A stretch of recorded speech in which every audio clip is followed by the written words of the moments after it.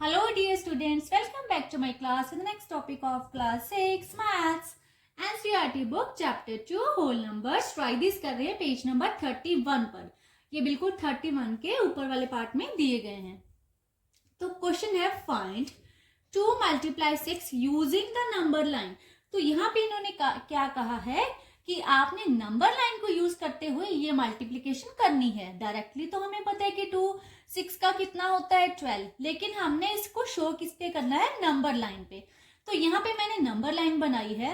0 से स्टार्ट करते हुए हमने 1 सेंटीमीटर का गैप लेते जाना है और नंबर्स आप जहां तक मर्जी लिख सकते हो. ठीक है, तो अब देखिए ये जो स्केल पेंसिल यूज करके ही बनाना है आपने. अगर आप नहीं यूज करोगे स्केल पेंसिल तो आपका ये हो जाएगा रॉन्ग. तो अब ये क्वेश्चन क्या है, 2 multiply 6. हमने 2 को 6 के साथ मल्टीप्लाई करनी है. ठीक है, तो इस पे हम कैसे करेंगे, देखो बेटा हमने ना 2 मूव्स लेने हैं, 2 स्टेप आगे चलेंगे.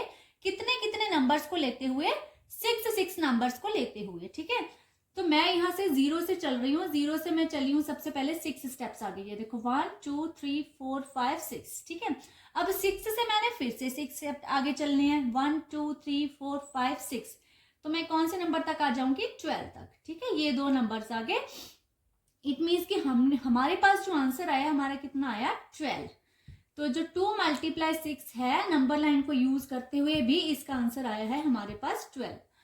अगर आपने इसको ऐसे सॉल्व किया है वो तो ठीक है, थोड़ा सा चेंज हो. अगर यहाँ पे हम पहले 6 ले लें और 2 यहाँ पे ले लें तो फिर आप इसको कैसे सॉल्व करोगे, बहुत ही इजी है. फिर आपने क्या करना है, आपने 6 स्टेप्स आगे चलने हैं 2 मूव्स को लेते हुए. मींस आप पहले यहां तक चलोगे, फिर यहां तक, फिर यहां तक, फिर यहां तक, यहां तक, यहां तक, तो भी आपके पास आंसर कितना आ जाएगा, 12. ठीक है, now next question is 3 multiply 3. अब हमने 3 multiply 3 फाइंड आउट करना है यूजिंग द नंबर लाइन. तो सेम हमने वैसे ही अपनी नंबर लाइन ले लेनी है. 0 1 2 3 ऐसे 1 सेंटीमीटर का गैप्स लेते हुए आपने नंबर्स लिख लेने हैं. तो 3 multiply 3 होता है 9, आपको पता ही है. लेकिन हमने ये नंबर लाइन पे देखना है कि 9 आ रहा है कि नहीं आ रहा है. तो ये हमने बहुत ही आसानी से कर लेना है, जैसे अभी किया था. हमने 3 मूव्स करने हैं. कितने कितने स्टेप्स आगे लेने हैं, 3 स्टेप्स. ठीक है, तो 0 से 3 तक 3 स्टेप बन गए, एक मूव हो गया.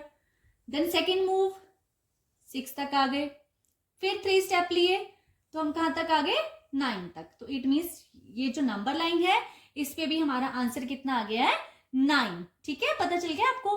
पहले वाले हमने मूव्स काउंट करने हैं और पीछे वाले हमने क्या ले लेने हैं, स्टेप्स. ऐसे आपका क्वेश्चन रॉन्ग नहीं होगा. हमने 3 मूव्स लिए और कितने कितने स्टेप्स आगे चलना है, 3 स्टेप्स. ओके, तो इट मीन्स अब 3 multiply 3 हमारा आंसर कितना आया, 9. Got it. Now next part is 4 multiply by 2 using the number line. तो हमने 4 को 2 के साथ मल्टीप्लाई करनी है यूजिंग द नंबर लाइन. तो यहाँ पे भी हमने सबसे पहले नंबर लाइन बना ली है.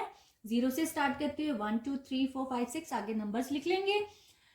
तो अब यहाँ पे क्या हो जाएगा, हमने 4 मूव्स लेने हैं. 4 मूव्स लेने हैं. कितने कितने स्टेप्स हमने आगे चलना है, 2 स्टेप्स आगे चलते हुए हमने 4 मूव्स लेने हैं. ठीक है, तो ये हुआ हमारा first move, second move, third move and fourth move. ठीक है, तो अब हम कौन से नंबर तक पहुंच चुके हैं, 8 तक. ठीक है, हमें पता है कि 4 2 का 8 होता है, तो हम बिल्कुल सही पहुंचे हैं. तो ये आपने मूव्स हैं जो बस ध्यान से लेने हैं और स्टेप्स जो काउंट करने हैं वो शुरू से लेके 0 से स्टार्ट करने हैं. कई बच्चे 1 से स्टार्ट कर देते हैं तो उनका क्वेश्चन रॉन्ग हो जाता है. तो हमेशा जो हमने मूव्स स्टार्ट करने हैं 0 से स्टार्ट करने हैं. तो अब इसका आंसर कितना आया, 4 2 8. ठीक है, नाउ स्टूडेंट्स अब हम करेंगे ट्राई दिस. पेज नंबर 37 पर है. 37 पेज नंबर पर ट्राई दिस के 2 पार्ट्स दिए गए हैं आपको. मैं दोनों करवा दूंगी आपको अभी. तो फर्स्ट पार्ट हमने फाइंड करना है 17 + 18 + 13. अब इसमें हमने क्या यूज करना है, इसमें हमने एसोसिएटिव प्रॉपर्टी यूज करनी है अंडर एडिशन. ठीक है, एडिशन में एसोसिएटिव प्रॉपर्टी कैसे लगती है कि हम 2 इंटीजर्स को जैसे मर्जी ऐड करें. जैसे सपोज करो हमारे पास है a + b + c. ठीक है, मैं अगर इनको इस ऑर्डर में ऐड कर लूं, चाहे मैं इनका ऑर्डर चेंज कर दूं, मैं b + c को पहले ऐड कर दूंगी, a को बाद में ऐड कर दूंगी. इंटीजर्स को जिस मर्जी ऑर्डर में आप ऐड कर लो, आपका जो आंसर है वो सेम आएगा. ठीक है, अब अगर इसमें एसोसिएटिव प्रॉपर्टी हम यूज करके देखें तो हम कैसे करेंगे, इसको मैं 2 वेज में करके दिखाऊंगी आपको। यहाँ पे मैं अगर पहले 7 + 18 कर लूं, बाद में इसमें 13 ऐड करूं, तो मेरा आंसर कितना आ जाएगा, यहाँ पे आ गया 25 + 13।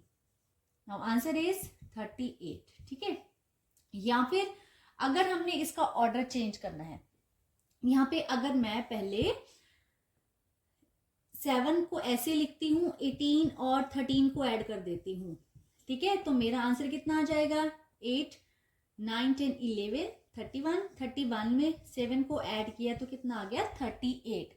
इससे आपको ये क्लियर हो रहा है कि मैंने इंटीजर्स को जिस मर्जी ऑर्डर में ऐड करा तो जो आपका आंसर आएगा वो क्या आएगा, same.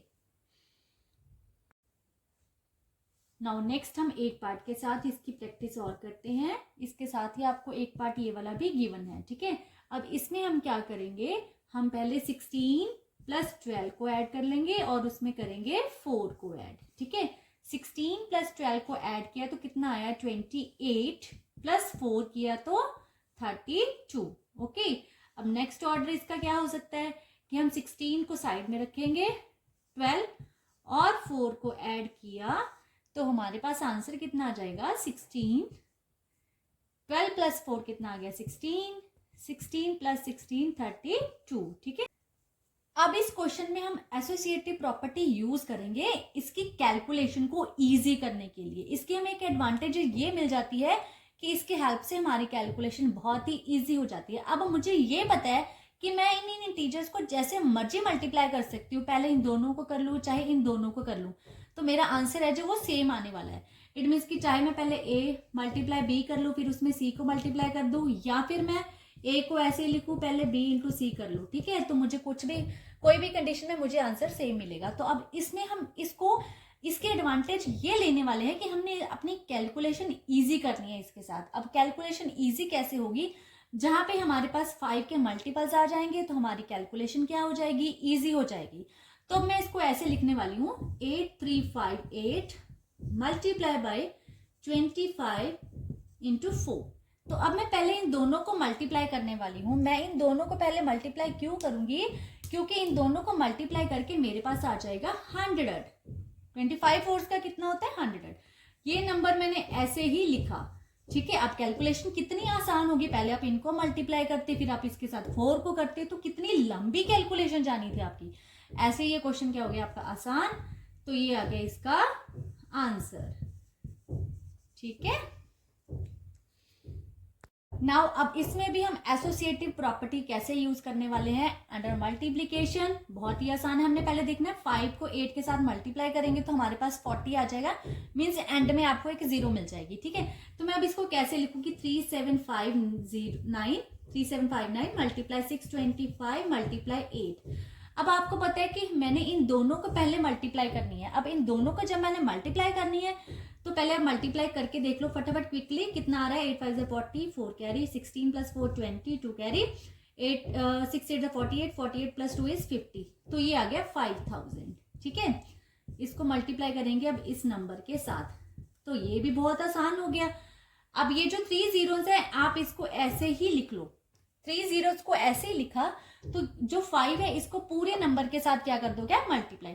5 9 = 45, 4 carry, 5 5 = 25, 25 + 4 29 and 2 carry, 5 7 = 35, 35 + 2 37, 3 carry, 5 3 = 15, 15 + 3 is 18। तो ये आ गया इस क्वेश्चन का आंसर। ठीक है, तो ऐसे आपकी जो कैलकुलेशन है वो बहुत ही इजी होगी। आई होप कि आज का जो टॉपिक है आपको अच्छे से समझ आया है, और आगे के टॉपिक समझने के लिए मेरे चैनल को सब्सक्राइब करिए, वीडियोस को लाइक करें। Thank you.